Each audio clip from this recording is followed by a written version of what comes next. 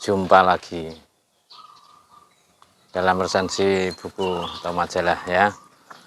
Kali ini kami mau meresensi kolom saya di majalah Stabilitas ya, dengan judul Bandit Sosial. Ya, ini sangat menarik untuk kita kaji kenapa kami sebut bandit sosial ya. Kami bacakan sebuah rujukan dari host BEM tahun 2000. Kami memang bersedih karena kami selalu disiksa. Orang-orang terhormat menggunakan pena, kami menggunakan senapan. Mereka adalah tuan tanah, kami adalah penguasa gunung. Ya, ini ungkapan perampok tua ya. Jadi perampok itu bersedih bukan karena hasil rampokannya itu ditangkap, tapi bersedih karena ternyata dia merampok hanya kecil tapi siksaannya besar. Sementara orang-orang besar merampok dengan pena siksaannya kecil gitu. Nah, ini sebuah fenomena ya, dari kesedihan seorang perampok yang hanya bersenjatakan senapan dengan tempat berlindung di sebuah gunung. Sementara perampok yang bersenjatakan pena dengan hasil yang cukup besar berlindung di sebuah gedung. Nah, itu.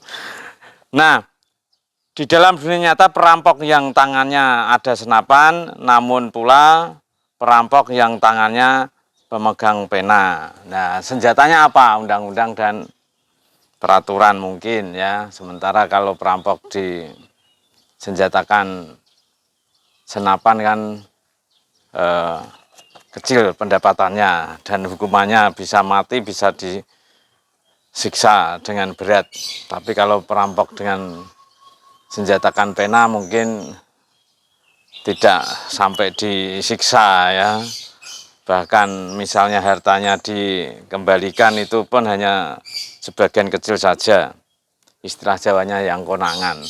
Yang tidak konangan ya tetap nyaman saja. Nah, maka kita lihat ya, perampok bersenjatakan senapan dan senjatakan pena itu sangat berbeda.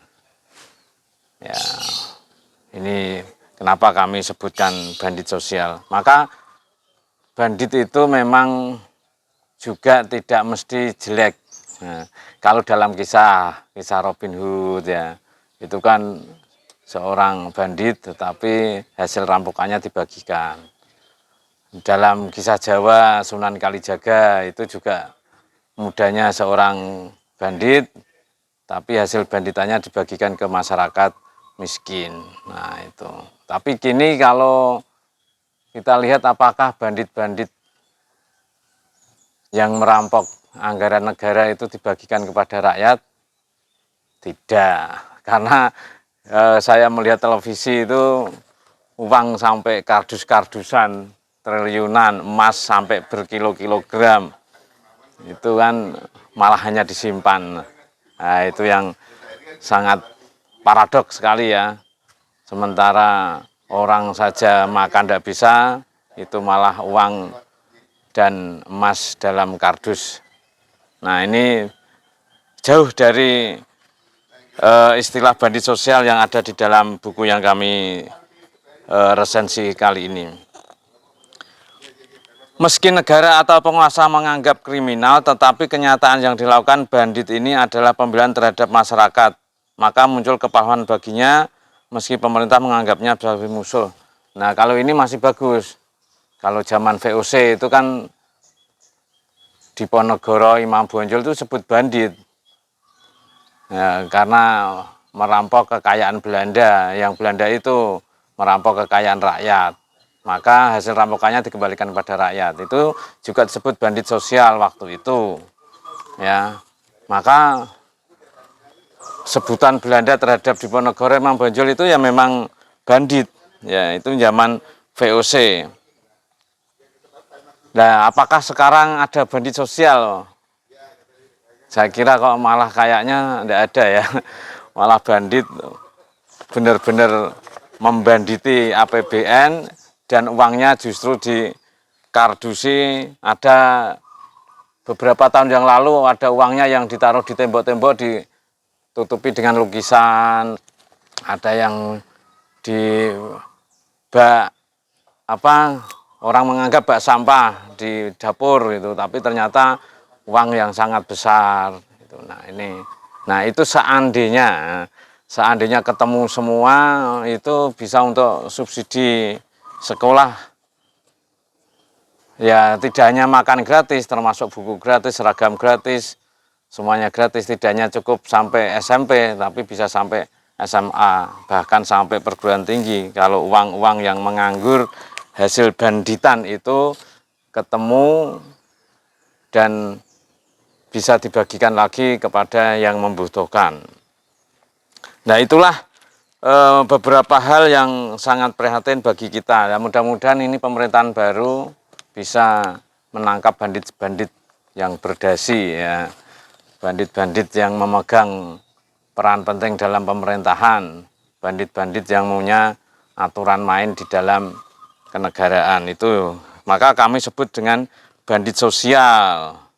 Itu kalau dibagikan uangnya, tapi kalau tidak dibagikan ya bandit betulan, cuma berdasi dan berperaturan. Nah ini yang sangat memprihatinkan ya.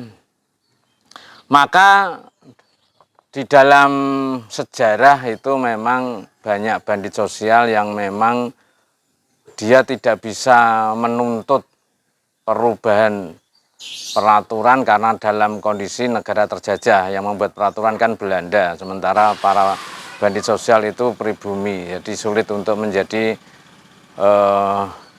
bagian dari pemerintahan. Maka dia satu-satunya jalan ya memang merampok, tapi dibagikan kepada masyarakatnya. Nah ini yang sangat menarik. Apakah di Indonesia sekarang, apakah perlu dengan adanya uang-uang yang dikorupsi itu dibanditin?